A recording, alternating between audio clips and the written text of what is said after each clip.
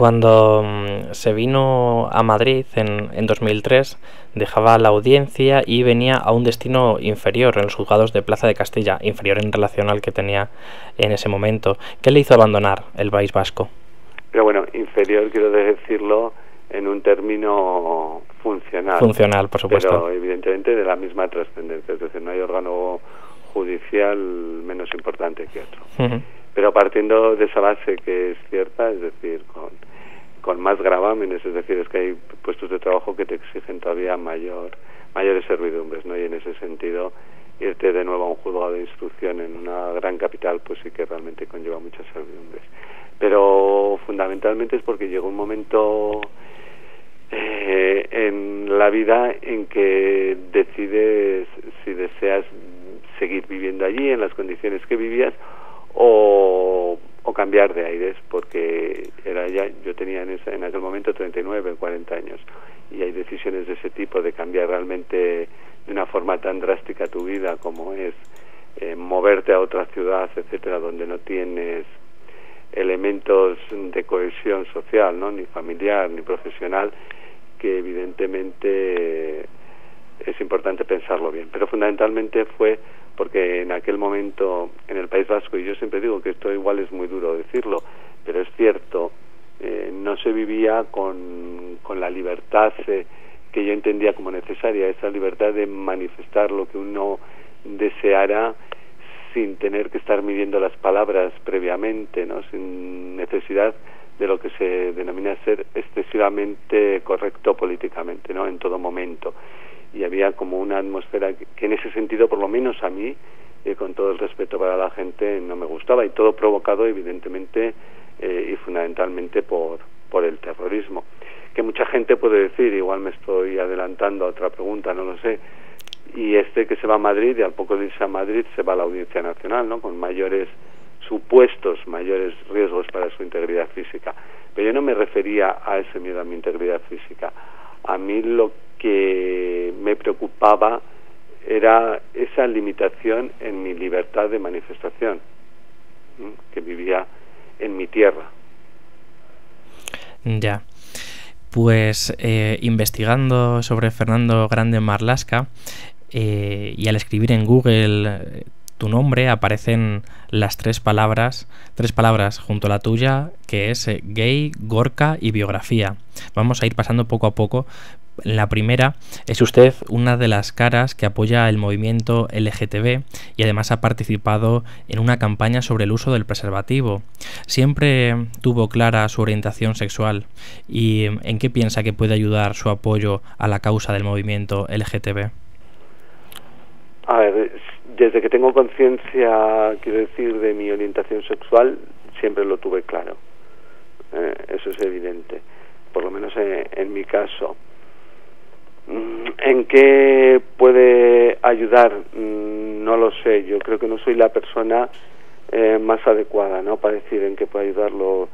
Yo creo que son otros, ¿no?, los afectados, ¿no?, los que pueden haber sufrido o seguir sufriendo algún tipo de discriminación en el ámbito familiar, en el ámbito social, en el ámbito laboral, y que gente que también tiene su misma orientación sexual de la cara diciendo que también lo es, ¿no?, en ese sentido. Y en campañas como las del preservativo, pues evidentemente por lo menos mi idea, y creo que es algo obvio, es la de intentar potenciar su uso, sobre todo para poder luchar, quiero decir, contra enfermedades de transmisión sexual, ¿no? Cuando se ve que es una realidad al día de hoy, que el problema todavía sigue existiendo y que hay que pisar un poco el timbre de la alarma, ¿no?, para que la gente se dé cuenta que aunque ahora, por ejemplo, en lo que corresponde al SIDA o al VIH, no es una enfermedad mortal per se como lo era en los años 80, cuando yo tenía 20 años, y se vivía de otra forma, evidentemente mucho más dramática, no deja de ser al día de hoy una enfermedad, aunque sea crónica y con importantes elementos de discapacidad, ¿no? Que la gente sea consciente y en ese sentido que tome las medidas necesarias para evitar el contagio, tanto por él mismo como por respeto a la dignidad de la persona con la que realice sexo. Sí, ese es un mensaje que tiene que calar hondo y que también desde este programa hemos intentado transmitir, porque además es crónica, pero si uno se adecua a las prescripciones médicas, si uno no sabe que tiene el VIH, ¿verdad? Y además no se adecua, eso tiene problema de contagio y además él no va a poder tener esa resolución, no va a poder tomar la medicina apropiada. Y todo, evidentemente. Su familia entendió su relación con Gorka, es su pareja, y su aceptación de la homosexualidad. Al principio no, por eso quizá cuando me has preguntado en qué puedo ayudar, ¿no? Y te digo, habiendo visibilizado, ¿no?, mi condición, quizá por ahí venga la cuestión. No, mi familia no lo entendió en un primer momento. Yo estuve, una vez que ya tuve que dejar las cosas claras, porque era como lo que decíamos, ¿no? Yo quería vivir en libertad, y una forma de vivir en libertad, si antes he dicho o por lo menos mi idea de la libertad era venir a Madrid, antes había sido la de también igualmente manifestarme como era ante mi familia, ante mi entorno laboral, es decir, donde yo interactúo como persona y principalmente en la familia. Y realmente ahí costó muchísimo y hubo un determinado rechazo que duró cerca de 6 años, o sea, algo que siempre deja ahí una herida importante con el tiempo, ¿no? Son peajes evidentemente que se pagan, y yo siempre digo que encima en esas cuestiones, en esas ocasiones, yo llegué a la conclusión de que era más, en el caso de mi familia, como puede ser en el de otras muchas, por el miedo a la no aceptación social de tu hijo, de tu hermano, etcétera, a la cuestión de qué dirán los demás, ¿no? El qué dirán, ¿no? Yo creo que más que a falta de amor o de comprensión o de respeto a mí. Y eso es muy fuerte, el qué dirán, ¿no? Y yo creo que eso es lo que a mí me condujo a entender, a mí esto me ha pasado no hace tanto tiempo, si mi testimonio puede ayudar a alguien en la misma situación o que esté pasando por lo mismo, pues mira, bienvenido sea. Pero bueno, vuelvo a decir que no tengo que ser yo que lo diga. Pasando por esas palabras de Google, la segunda era Gorka, por lo que siendo su pareja tiene que ser alguien muy importante para ti. ¿Hay un antes y un después en la vida después de esta relación? Pues sí, como yo creo que como para toda persona que tenga una relación asentada y encima asentada en el tiempo, ¿no? Que ya no, en mi caso ya llevamos juntos 13 años y encima sí que hay un antes y un después, porque fue cuando conocí a Gorka y cuando vi que había ya una relación evidentemente, por así decirlo, que prometía perdurar en el tiempo, cuando ya tomé la decisión con mi familia, cuando pasó lo de los 6 años sin una comunicación con ellos, etcétera. Entonces, si lo ponemos en el momento histórico, fue muy importante el inicio de esa relación y la continuación, y todos esas circunstancias, esos baches en el camino, pues ha ido, si quieres, dando mayor fortaleza o firmeza a la relación. Con lo cual, si me dices, yo te diría, los 13 últimos años y todos los años de mi vida han sido importantes, es que tampoco hay que decir que estos son más importantes, otros menos, ¿no? Porque nunca se sabe cuáles han sido, pero yo, bueno, puedo decir que estos últimos 13 años sí que son los que más,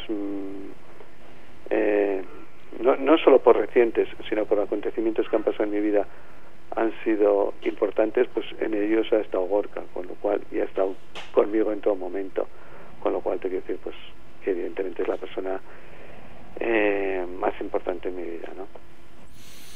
Además de estos temas, te conocí en una conferencia que dabas sobre la legislación española del siglo XX en relación a la orientación sexual e identidad de género. Me pareció de máximo interés. ¿Nos podrías hablar un poquito de cómo ha sido esta evolución en la legislación española del siglo XX?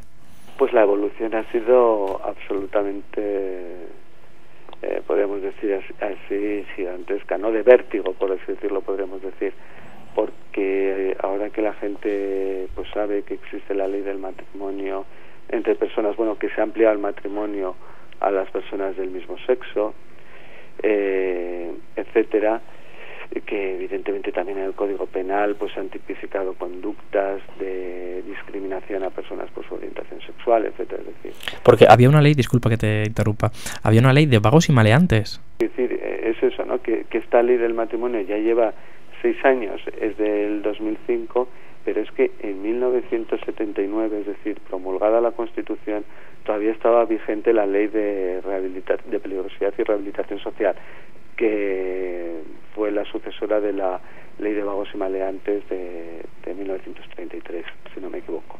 Esta es posterior, la ley de peligrosidad y rehabilitación social.